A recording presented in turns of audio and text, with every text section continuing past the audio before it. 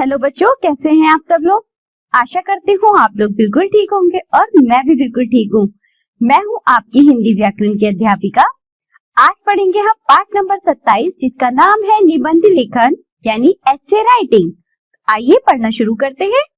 निबंध लेखन एक महत्वपूर्ण कला है। निबंध लिखना साहित्य की एक महत्वपूर्ण विधा है जिसमें हमारे विचार गुथे हुए और क्रम में होते हैं। निरंतर अभ्यास से हम अच्छा निबंध लिखना सीख सकते हैं। निबंध लिखते समय स्मरणीय योग्य बातें। बच्चों, निबंध लिखते समय हमें कुछ बातें ध्यान रखनी होती है। आइए देखते हैं कौन कौन सी। निबंध की भाषा सरल, प्रभावशाली, स्पष्ट एवं अनुरूप होनी चाहिए। विषय का अनावश्यक विस्तार नहीं होना चाहिए। निबंध लिखने से पहले विषय की पूर्ण जानकारी होनी चाहिए। निबंध को प्रभावशाली बनाने के लिए वाक्य, पंक्तियों, उदाहरणों व सूक्तियों का भी प्रयोग करना चाहिए। निबंध के 3 महत्वपूर्ण अंग होते हैं: भूमिका, विषय वस्तु और उपसंहार। सबसे पहले भूमिका। भूमिका निबंध का आरंभिक अंश है। निबंध का आरंभ आकर्षक, रोचक तथा प्रभावशाली होना चाहिए। इसमें लेखक निबंध के विषय में परिचय कराता है। विषय वस्तु, इसमें विषय को स्पष्ट किया जाता है। इसे निबंध का मुख्य अंग माना जाता है। इसमें विषय सामग्री को क्रम अनुसार अलग अलग अनुच्छेदों में विभाजित कर लेना चाहिए ताकि लिखते समय असुविधा ना हो। अनुच्छेदों में अलग अलग विचारों के होने पर भी संबंध होना जरूरी है। उपसंहार, इस भाग में निबंध की सभी बातों को सारांश रूप में प्रस्तुत किया जाता है। उपसंहार आकर्षक और प्रभावी होना चाहिए। तो बच्चों, हमने देखा निबंध लिखने के कुछ नियम होते हैं। निबंध लिखने का एक तरीका होता है जिसमें पहले भूमिका, प्रस्तावना और उसके बाद में आता है हमारा उपसंहार। आइए सबसे पहला निबंध देखते हैं। वृक्ष हमारे मित्र। प्रस्तावना, मानवीय आवश्यकताओं की पूर्ति, वृक्षारोपण, प्राकृतिक संतुलन में सहायक और उपसंहार। सघन कुंज छाया सुखद, शीतल मंद समीर, मन हवे जात अंगो वही, वा यमुना के तीर। प्रकृति ने अनेक महत्वपूर्ण उपहार प्रदान किए हैं। वृक्ष उन प्राकृतिक उपहारों में अनुपम स्थान रखते हैं। मानव और वृक्षों का संबंध बहुत पुराना है। प्राचीन काल से ही मानव वृक्षों पर आश्रित रहा है। मनुष्य ने अपनी आवश्यकताओं को पूरा करने के लिए समय समय पर वृक्षों का प्रयोग किया है। शायद इसी कारण लोग पीपल, वट, तुलसी, बेलपत्थर इत्यादि वृक्षों की उपासना करते हैं। वेदों, पुराणों अथवा ग्रंथों में भी वृक्षों को महत्वपूर्ण स्थान दिया गया है। मानव को रोटी, कपड़ा और मकान इत्यादि आवश्यकताओं की पूर्ति करने के लिए वृक्षों की आवश्यकता होती है। वृक्ष मनुष्य को जीवन प्रदान करते हैं। ये ऑक्सीजन गैस छोड़ते हैं जिसे मनुष्य प्राणवायु के रूप में ग्रहण करते हैं और ये मनुष्य द्वारा श्वसन की क्रिया में निकाली कार्बन डाइऑक्साइड गैस का अवशोषण करते हैं। इस प्रकार प्रकृति में ये ऑक्सीजन और कार्बन डाइऑक्साइड गैस के बीच संतुलन बनाए रखते हैं। इसके अतिरिक्त वृक्ष कल कारखानों तथा अन्य संसाधनों से निकली जहरीली गैसों का शोषण करके स्वच्छ वायु प्रदान करते हैं। आज के इस आधुनिक युग में वृक्षों का महत्व भौतिक रूप से बहुत बढ़ गया है। वृक्षों से प्राप्त होने वाली इमारती लकड़ी से फर्नीचर बनाया जाता है। वृक्षों से हमें कच्चा माल प्राप्त होता है जिसकी सहायता से कागज, रेशमी तथा सूती वस्त्र, मोम, प्लाईवुड और रबड़ आदि बनाए जाते हैं। वृक्षों से हमें अनेक प्रकार की औषधियां प्राप्त होती हैं। वृक्ष अपनी जड़ों द्वारा मिट्टी के कटाव को रोकते हैं। वृक्ष अपनी जड़ों द्वारा मिट्टी के कटाव को रोकते हैं। ये भूमि को बंजर होने से बचाते हैं। वृक्ष मिट्टी को उपजाऊ बनाते हैं। वृक्ष पानी के प्रवाह को रोकते हैं। ये भूस्खलन, पर्वत भूस्खलन इत्यादि को रोकने में महत्वपूर्ण भूमिका निभाते हैं। परंतु आज मनुष्य ने स्वार्थी स्वभाव के चलते प्रकृति की इस अनमोल धरोहर को अपनी आवश्यकताओं जैसे आवासीय भूमि, कृषि, उद्योग धंधे इत्यादि की पूर्ति के लिए उनके महत्व को भुलाकर उन्हें अंधाधुंध काटना शुरू कर दिया है। अतः रेगिस्तानों की संख्या बढ़ती जा रही है जिससे आए दिन बाढ़, भूकंप, भूस्खलन तथा प्रदूषण जैसी समस्याएं बढ़ती जा रही हैं। अतः हमें वृक्षों की उपयोगिता को समझना चाहिए। अधिक से अधिक वृक्ष लगाने चाहिए। सरकार द्वारा वृक्षों की रक्षा करने के लिए सख्त कदम उठाने चाहिए। वृक्षों को काटने पर रोक लगानी चाहिए। यद्यपि विभिन्न सरकारी अथवा गैर सरकारी संस्थाएं इस क्षेत्र में सराहनीय कार्य कर रही हैं, फिर भी हम सबको मिलकर वृक्षों की रक्षा करनी चाहिए। तो बच्चों, हमने यहाँ पर देखा एक निबंध जो वृक्षों पर आधारित था। हमने देखा किस तरह भूमिका होती है सबसे पहले, फिर बच्चों बीच में विषय वस्तु होते और लास्ट में क्या होता है, उपसंहार होता है। चलिए आगे बढ़ते हैं, एक और निबंध देखते हैं, निबंध नंबर 2, जिसका शीर्षक है देश की प्रगति में विद्यार्थियों का योगदान। प्रस्तावना, युवा वर्ग देश की रीढ़, चरित्र निर्माण महत्वपूर्ण, विद्यार्थी देश का भविष्य। उपसंहार, हमारा देश भारत एक विशाल देश है। हम सभी ने भारत भूमि पर जन्म लिया है। आज का विद्यार्थी ही कल का भविष्य है। देश केवल एक व्यक्ति से नहीं बल्कि देश बनता है उन लाखों करोड़ों लोगों के समूह से जहां पर उन्होंने जन्म लिया है, जिसे वे अपनी मातृभूमि कहते हैं। व्यक्ति जिस देश में रहता है तथा अपना पूरा जीवन बिताता है, उससे लगाव होना स्वाभाविक है और उसे अपना कहने में वह आत्म गौरव का महसूस करता है। पशु पक्षी भी अपने निवास स्थान में इतना प्रेम करते हैं कि उस पर संकट आने पर वे अपनी जान तक न्यौछावर कर देते हैं। इसलिए मनुष्य का अपने राष्ट्र से प्रेम होना स्वाभाविक है। किसी भी देश का विकास उसके युवा वर्ग पर ही निर्भर करता है। राष्ट्र और विद्यार्थी का नाता तो आत्मा और शरीर का होता है। एक के बिना दूसरे का अस्तित्व नहीं होता। जिस देश में योग्य सशक्त युवा वर्ग नहीं होता, वह देश बिना रीढ़ का शरीर होता है जो कभी ऊंचा नहीं उठ सकता। प्रत्येक देश की आकांक्षाओं और आवश्यकताओं की पूर्ति का भार उस देश के विद्यार्थियों के कंधों पर होता है। किसी ने सत्य ही कहा है, जग के उपवन की ये कलियां देखो मुरझाने ना पाए, इनके यश की सुरभि जग के कोने कोने में छा जाए। हमारे देश के विद्यार्थियों ने स्वाधीनता आंदोलन में अपना बलिदान दिया और देश को आजाद कराने में सफल हुए। भगत सिंह, राजगुरु, सुखदेव, सुभाष चंद्र इत्यादि युवाओं ने देश को स्वाधीन कराने में बहुत बड़ा योगदान ही नहीं बल्कि स्वयं को बलिदान कर दिया था। विद्यार्थियों के अथक परिश्रम के कारण ही देश में नई चेतना का विकास हुआ। पर विद्यार्थियों को यह सोच लेना चाहिए कि देश को स्वाधीन होने के बाद उनका कर्तव्य समाप्त नहीं हो जाता, बल्कि उनके कर्तव्य और अधिक बढ़ गए हैं। विद्यार्थी देश का मुख्य आधार होता है। उन्हें अपने भावी जीवन का निर्माण बड़ी ही सावधानी और सूझबूझ से करना चाहिए। अपने अंदर ऐसे गुणों का विकास करें जो राष्ट्र और समाज के हित में हो। उन्हें स्वयं चरित्रवान, उदार, परोपकारी, दयालु और साहसी बनना होगा। समाज सेवा के साथ ही विद्यार्थी को राजनीति के क्षेत्र में भी काम करने की जरूरत है। भारत को स्वतंत्र हुए 50 वर्ष से ऊपर हो गए हैं, पर आज भी हमारे समाज में चोरी, बेईमानी, रिश्वत, घृणा, ऊंच नीच, भ्रष्टाचार, धार्मिक कट्टरता इत्यादि का जाल फैला हुआ है। हमें इस जाल को नष्ट करना चाहिए। ऐसी संकट की स्थिति में विद्यार्थियों का कर्तव्य हो जाता है कि वे इन बुराइयों को दूर कर अपना अधिक से अधिक समय देश के उत्थान में लगाएं। देश का संपूर्ण उत्तरदायित्व विद्यार्थियों के ऊपर है, क्योंकि आज का विद्यार्थी ही कल का भावी नेता बनेगा। देश की प्रगति और विकास विद्यार्थियों की योग्यता पर निर्भर करता है।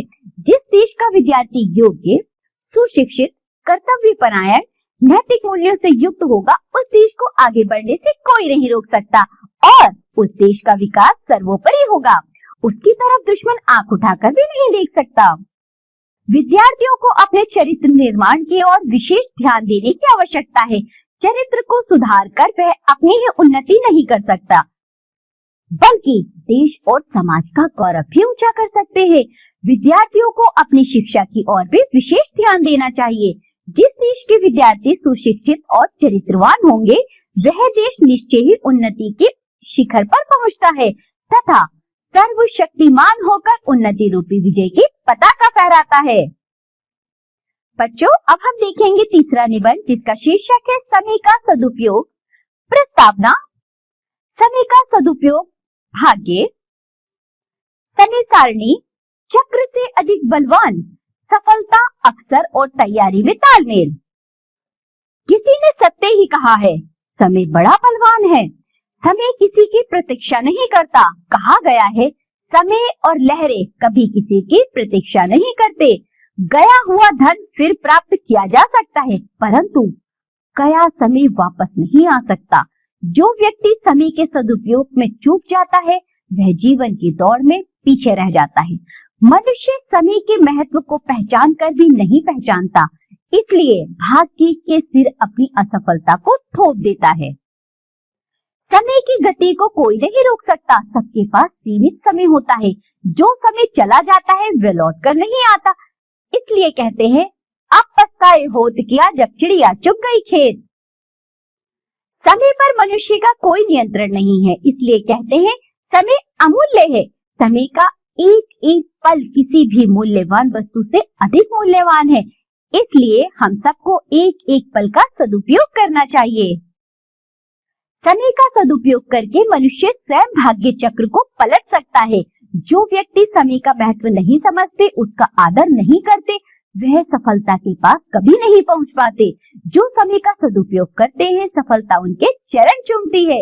यदि विद्यार्थी पढ़ने लिखने के समय में टेलीविजन देखता है या कहानी अथवा कॉमिक्स पढ़ता है, तो परीक्षा में उसके हाथ असफलता ही लगेगी।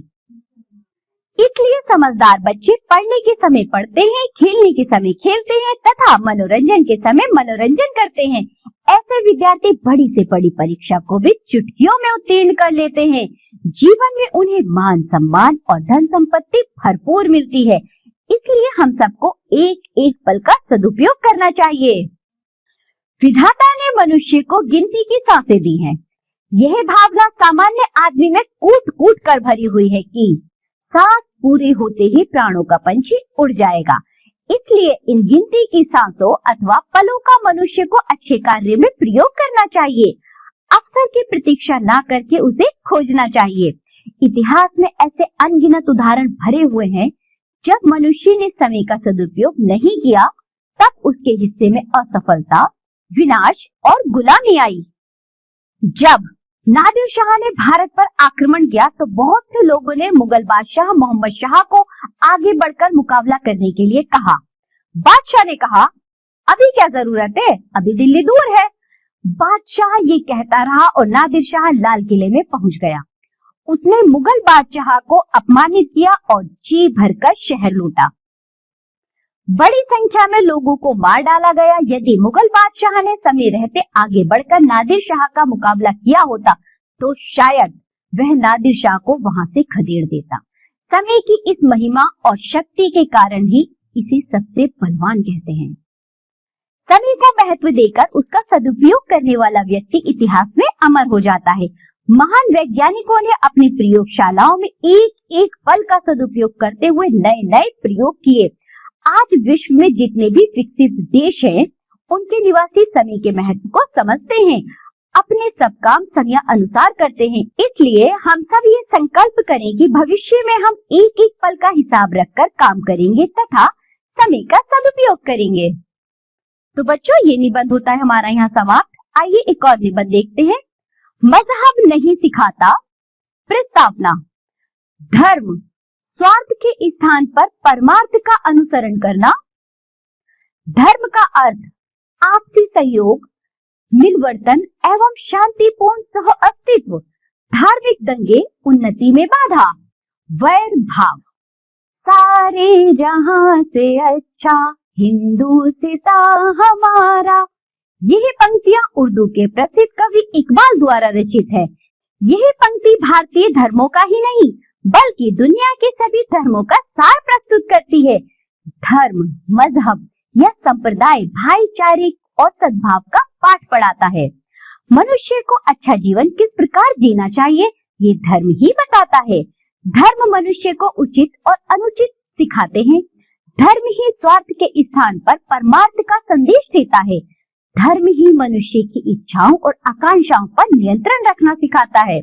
विश्व में कोई भी धर्म गुरु या आध्यात्मिक संत ऐसा नहीं हुआ है जिसने अपने उपदेश या प्रवचन में किसी अन्य धर्म का पालन करने वाले मनुष्यों के साथ द्वेष या व्यवहार करने का संदेश दिया हो। प्रत्येक धर्म और संत जियो और जीने दो का ही संदेश देते हैं। इसके बावजूद आए दिन धर्म के नाम पर दंगे, आगजनी, हत्या और बड़े पैमाने पर हिंसा के समाचार सुनने और पढ़ने को मिलते हैं। धर्म के नाम पर नफरत का व्यापार कुछ स्वार्थी लोग करते हैं, जबकि धर्म एक आस्था का विषय है। हम सब जानते हैं कि यहाँ निजी भावनाएं शामिल होती हैं, वहाँ मनुष्य बहुत जल्दी उत्तेजित हो जाता है। धर्म के नाम पर अपने स्वार्थों का व्यापार करने वाले लोग मनुष्य की इसी भावनात्मक कमजोरी का दुरुपयोग करते हैं। जो धर्म मनुष्य को मनुष्य से जोड़ता है, अलग अलग नस्लों को एक करता है, उसी धर्म से कुछ स्वार्थी लोग मनुष्य को आपस में लड़ा देते हैं। हम अपने ही देश में देखें, यहाँ रहने वाले सभी धर्मों के अनुयायी इसी देश की मिट्टी में खेल खेल कर बड़े हो रहे हैं या बड़े हुए हैं। यहाँ सभी के गीत और त्योहार एक जैसे हैं, नृत्य और संगीत एक है, साहित्य और संस्कृति एक है, हवा एक है, पानी एक है, जुबान एक है। इसके बावजूद कुछ स्वार्थी लोगों के बहकाने में आकर कुछ लोग धर्म के नाम पर तोप और तलवार लिए आमने सामने खड़े दिखाई देते हैं। धर्म के नाम पर होने वाले दंगे हमारी उन्नति के मार्ग में एक बड़ी बाधा है। इसके कारण तनाव व अशांति पैदा होती है। देश में निर्माण और विकास कार्य ठप पड़ जाते हैं। जो लोग रोज कमाते हैं, रोज खाते हैं, उनके लिए जीवन यापन की समस्याएं पैदा हो जाती हैं। संसाधनों का अपव्यय होता है। यही सब इसलिए है कि मनुष्य धर्म के मर्म को नहीं समझता। वह यह नहीं सोचता कि यह पूरा संसार एक ही सर्वशक्तिमान की संतान है। वह सर्वशक्तिमान की सारी सृष्टि का नियंत्रण करता है। यही कारण है कि जो धर्म प्यार करना सिखाता है, उसी धर्म के नाम पर शहर और गांव जला दिए जाते हैं। धर्म के नाम पर दंगे होते रहेंगे, द्वेष के दावानल सुलगते रहेंगे, तो हो सकता है कि एक दिन मानव के अस्तित्व को ही संकट पैदा हो जाए। इसलिए धर्म के सही अर्थ को समझना आवश्यक है। धर्म का सही अर्थ है अन्याय और शोषण से दूर रहो। जो परेशानियों में घिरा है, उसकी ओर सहयोग तथा सहायता का हाथ बढ़ाओ। नेक काम करना इंसानी फर्ज है। यदि मनुष्य धर्म के सच्चे स्वरूप को स्वीकार कर ले, तो दुनिया में प्यार की फुलवारी महकने लगेगी। इस फुलवारी में बराबरी और खुशहाली के फूल खिलेंगे। तो बच्चों, हमने कुछ निबंध पढ़े हैं। हमने जाना निबंध लिखने का एक तरीका होता है।